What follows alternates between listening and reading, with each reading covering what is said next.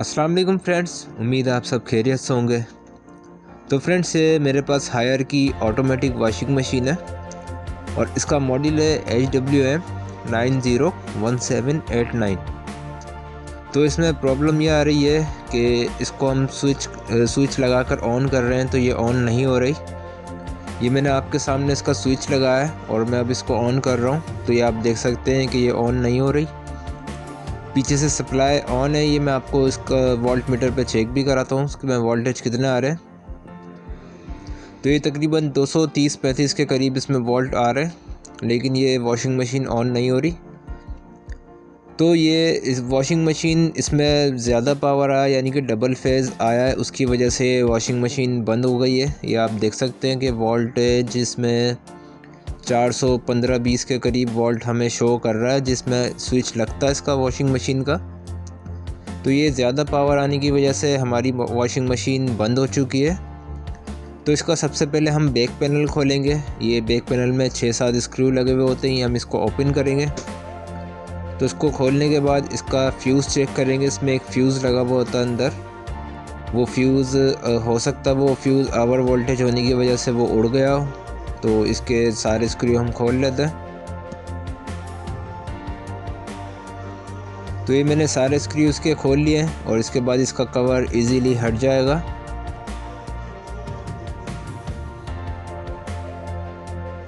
तो इसकी ये वायरिंग देख सकते हैं आप, इसकी सारी वायरिंग एक साथ होकर इस पर टेप लगी हुई है।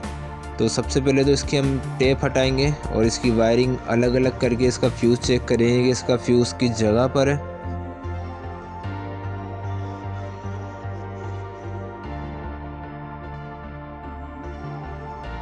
तो इसमें फ्यूज़ नहीं लगा हुआ, इसका फ्यूज़ मेरे ख्याल से जहाँ पर ये पहले रिपेयर हुई होगी वहाँ पर इन्होंने इसका फ्यूज़ हटा दिया है। तो इसका फ्यूज़ हटाना नहीं चाहिए। इसका फ्यूज़ अगर उड़ जाए तो वो दोबारा नया लगा देना चाहिए ताकि ओवर वोल्टेज वगैरह आए तो हमारी वॉशिंग मशीन का पीसीबी वगैरह बच जाए। तो इसकी यहाँ से नीचे से वायरिंग बिल्कुल ठीक है, यहाँ पर वोल्टेज भी आ रहे हैं, मैंने वोल्टेज चेक करे। और उसके बाद हम इसके ऊपर वाले पैनल की तरफ आ जाएंगे और यहाँ पर जो रबड़ के 2 कैप लगे हुए होते हैं वाटर से बचाने के लिए, तो ये इसको हटाकर इसके नीचे स्क्रू लगा हुआ होता है, वो मैं स्क्रू खोलना है और स्क्रू खोलने के बाद ये पैनल हमारा रिमूव हो जाएगा। तो एक स्क्रू इसमें है नहीं, एक स्क्रू है, वो मैं खोल लेता हूँ। तो ये स्क्रू खुल गया है और उसके बाद पैनल को हम थोड़ा सा ऊपर की तरफ करके उठाएंगे तो ये पैनल बाहर आ जाएगा। और उसके बाद इसके पीसीबी को हम चेक करेंगे कि पीसीबी हमारा कहाँ से ख़राब है, कहाँ फॉल्ट आया है। तो ये मैंने इसका पीसीबी खोल लिया है और उसके बाद ये पीसीबी के ऊपर एक कवर है, ये भी हम इसका निकाल लेंगे। और इसके बाद चेक करेंगे कि हमें कहीं से जला हुआ तो नहीं नज़र आ रहा, पीसीबी अच्छी तरह से चेक करना है। तो ये ट्रांसफार्मर की साइड पर थोड़ा सा ब्लैक हो रहा है, यानी कि यहाँ पर मुझे लग रहा है कि यहाँ पर शॉर्ट हुआ है कुछ, या तो ये ट्रांसफार्मर ही शॉर्ट हुआ है या ये ट्रांसफार्मर के बिल्कुल बराबर में एमओवी लगी हुई है, ये भी शॉर्ट हो सकती है। क्योंकि ये एमओवी ओवर वोल्टेज होने की वजह से ये उड़ जाती है और आगे का पीसीबी बचा देती है। तो ये पैनल से अलग कर लेंगे पीसीबी को। ये इसमें 4-5 स्क्रू लगे हुए हैं, ये खोल लेंगे। तो ये मैंने स्क्रू खोल लिए हैं सारे और ये पीसीबी हमारा अलग हो गया है। तो ये पीसीबी हमारा 2 सेक्शन में होता है, एक ये ऊपर एलईडीज़ लगी हुई हैं बहुत सारी, एक ये सेक्शन होता है और एक पीछे आईसीस वगैरह हमारी ये ट्रांसफार्मर वगैरह लगा हुआ है, एक सेक्शन ये होता है। तो ये दोनों सेपरेट होते हैं। तो ये एमओवी का मैंने ऊपर उसका जो कवर है वो मैंने हटाया है चेक करने के लिए कि एमओवी जली भी तो नहीं हमारी, लेकिन एमओवी फ़िलहाल हमें ठीक लग रही है। मुझे ट्रांसफार्मर का फॉल्ट लग रहा है क्योंकि ट्रांसफार्मर के चारों साइड पर ब्लैक हो रहा है। तो सबसे पहले हम इसका ग्लू काटेंगे। ये ग्लू पूरी पीसीबी के ऊपर ग्लू लगाया हुआ है इन्होंने। तो ये ग्लू अब तो ये ग्लू काफ़ी सॉफ्ट आ रहा है, पहले ग्लू काफ़ी हार्ड होता था ये, तो ये रिमूव होने में बहुत मसला करता था। तो ये ग्लू मैंने चारों साइड से ब्लेड की मदद से इसको कट लगाकर और ये साइड से मैंने थोड़ी सी बॉडी कट करके तोड़ दी है ताकि हमारी कुछ चीज़ टेस्टर वगैरह डालने की जगह बन जाए।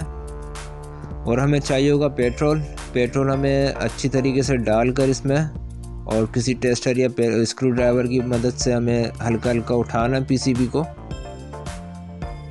तो ये यहाँ पर साइड में एक लॉक है, वो पीसीबी को उठने में प्रॉब्लम कर रहा है, यानी कि वो पीसीबी को होल्ड करके रखता है। तो मैंने लॉक कट कर दिए हैं इसके जहाँ जहाँ लॉक थे। अगर इसकी पीसीबी की जो बॉडी है वो हल्की फुल्की टूट जाए तो कोई मसला नहीं है। पीसीबी की बॉडी टूट जाए तो फिर भी हमारा पीसीबी उसमें फिट हो सकता है।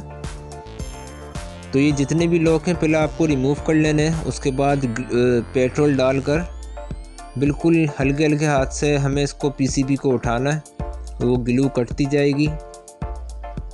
ये आप देख सकते हैं कि मैं बार बार पेट्रोल डाल रहा हूँ और उसके बाद टेस्टर की मदद से मैं इसको उठा रहा हूँ पीसीबी को हल्के हल्के।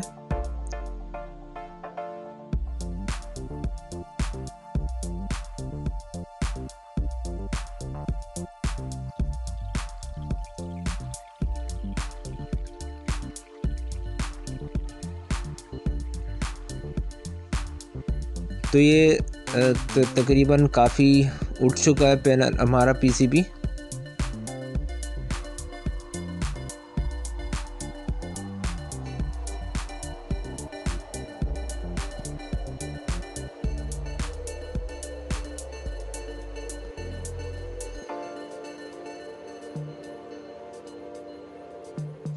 तो ये पीसीबी हमारा बाहर आ चुका है। तो पीसीबी बाहर निकालने के बाद उसके बाद हम इसको देखेंगे कि कहीं से हमें कोई आईसी वगैरह कोई जली हुई नज़र तो नहीं आ रही। फ़िलहाल हमारा पीसीबी बिल्कुल फ्रेश कंडीशन में नज़र आ रहा है। तो ये ट्रांसफार्मर की साइड पर हमें प्रॉब्लम लग रही है, तो यहाँ से हम इसका ग्लू रिमूव करके इसको चेक करेंगे। तो मैं ये बाहर निकाल कर ट्रांसफार्मर को मल्टीमीटर से चेक करूँगा कि ये हमारा ट्रांसफार्मर ख़राब है या ठीक है। तो ये मैंने ग्लू सारी रिमूव कर ली है नीचे से।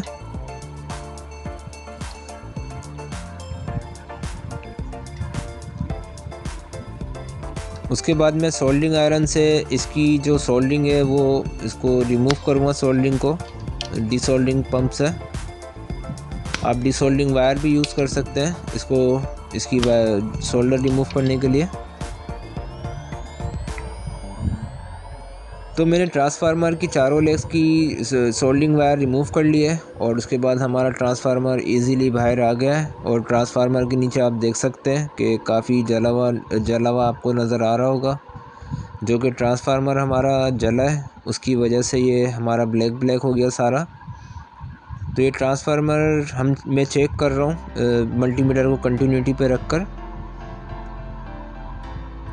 तो हमारी सेकेंडरी कॉइल है वो हमारी ठीक है और जो प्राइमरी कॉइल है वो हमारी ख़राब हो चुकी है, यानी कि कोई रीडिंग नहीं दे रही। यानी कि जो हमारी प्राइमरी कॉइल है उसकी रेजिस्टेंस बिल्कुल भी नहीं आ रही और जो सेकेंडरी कॉइल है उसकी रेजिस्टेंस हमें कुछ शो हो रही है। और ये आप देख सकते हैं ट्रांसफार्मर पे हमें लिखा हुआ नज़र आ जाएगा कि प्राइमरी कॉइल हमारी 240 से 220 वोल्ट पर वर्क करेगी और जो सेकेंडरी कॉइल पर हमें वोल्टेज मिलेंगे वो 10 वोल्ट मिलेंगे। तो ये मैंने एक ट्रांसफार्मर ले लिया है जो कि हमें काफ़ी सारी इलेक्ट्रॉनिक आइटम्स में देखने को मिलता है। ये चार्जिंग लाइट के अंदर भी हमें मिलता है और जो हमारे स्पीकर्स होते हैं ऑडियोनिक वगैरह के उसके अंदर भी ये ट्रांसफार्मर होता है। तो ये आप ट्रांसफार्मर मार्केट से भी लेकर आ सकते हैं, आपको ये तकरीबन 200-250 रुपये का मिल जाएगा। तो ये ट्रांसफार्मर मैंने चेक कर लिया, ये बिल्कुल ठीक है। ये आप प्राइमरी कॉइल भी देख सकते हैं कि वैल्यू शो कर रही है और जो सेकेंडरी कॉइल है वो भी हमने चेक कर लिया है। तो उसके बाद मैंने इसमें 220 वोल्ट दे दिए हैं और उसके बाद आप देख सकते हैं ये 10-11 वोल्ट के करीब हमें दे रहा है ट्रांसफार्मर। तो ये ट्रांसफार्मर हम इसमें लगा सकते हैं पीसीबी में।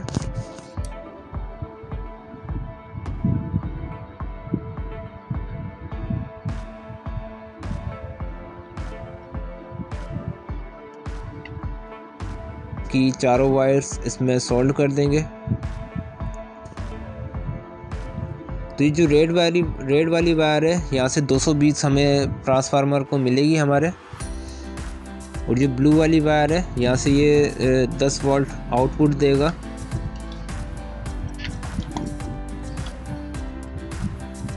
तो ये मैंने चारों वायर्स इसकी सोल्ड कर दी है, और उसके बाद हमें इस पीसीबी को सीरीज़ पर चेक करना है। हमें डायरेक्ट वायर नहीं लगानी, क्योंकि अगर आगे कहीं पर शॉर्टेज होगी पीसीबी में तो हमारा पीसीबी आगे का ख़राब हो जाएगा, हो सकता है डेड भी हो जाए ये पीसीबी।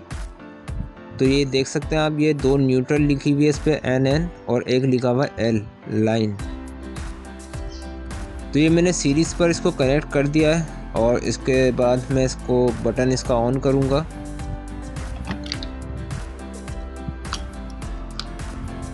तो ये इसका पैनल हम दोबारा इसको कनेक्ट करेंगे, इसकी जो जैक है वो इस पैनल में लगाएंगे।